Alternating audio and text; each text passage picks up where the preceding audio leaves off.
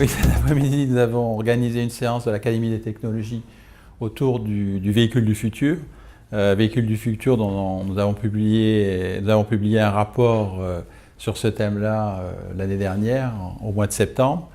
Et il nous semblait intéressant de faire cette séance en invitant Denis Clodic, qui est énergéticien et qui a parlé de l'électromobilité, et puis un invité extérieur qui était le docteur Yagashi-san, qui a été le patron du projet Prius chez Toyota.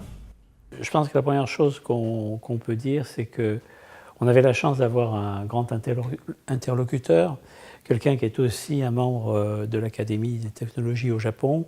Ce qui, moi, m'a frappé, c'est le fait que la direction de Toyota, le haut management de Toyota, a pris très au sérieux la question du changement climatique et du fait que si les véhicules continuaient à consommer comme ils consommaient, ce n'était pas soutenable pour le XXIe siècle. L'engagement donc de Toyota qui est extrêmement intéressant, c'est le fait de prendre un calendrier dès la conférence de Rio en 1992, en disant qu'en 1997 à Kyoto, au moment de la signature du protocole, Toyota pourrait annoncer que la Prius est préfigurée le XXIe siècle.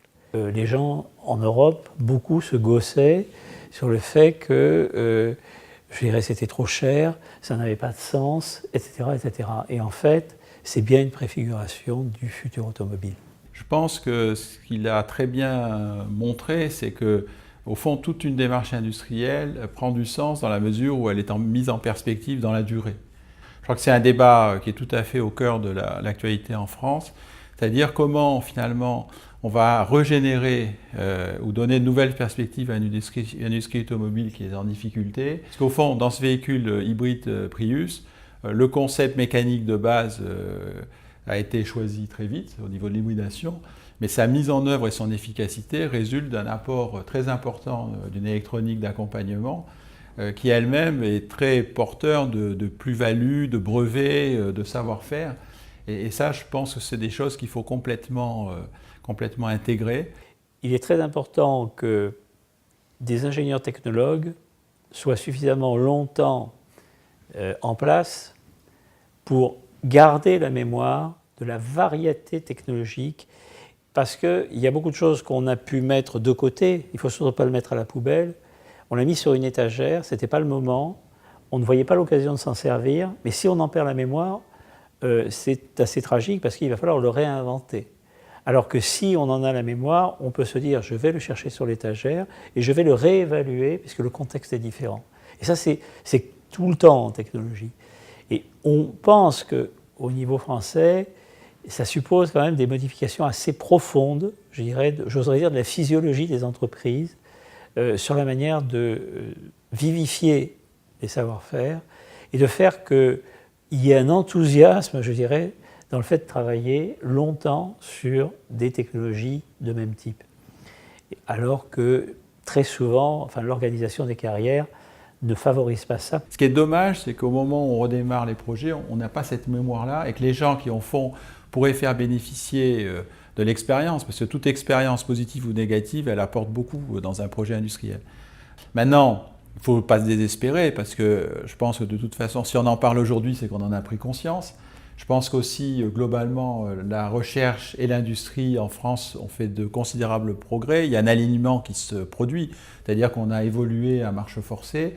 Donc, je pense qu'une partie des manquements qui ont pu être constatés dans le passé se constateraient moins aujourd'hui. Il y a une chose aussi qu'il faut rappeler, dont on n'a pas parlé aujourd'hui. Dans la décision stratégique de Toyota, comme ils savaient que le surcoût serait très important, au moins jusqu'au millionième véhicule, la décision a été prise de mettre le surcoût de la Prius dans le budget marketing. Grosso modo, faire de la Prius un objet marketing qui permet de dire ne mettez pas ça du côté recherche, ne mettez pas ça du côté surcoût, on sait qu'on va vers le futur, et c'est parce qu'on va vers le futur qu'on va payer plus, nous, Toyota. Mais c'est comme si on payait des spots de TV.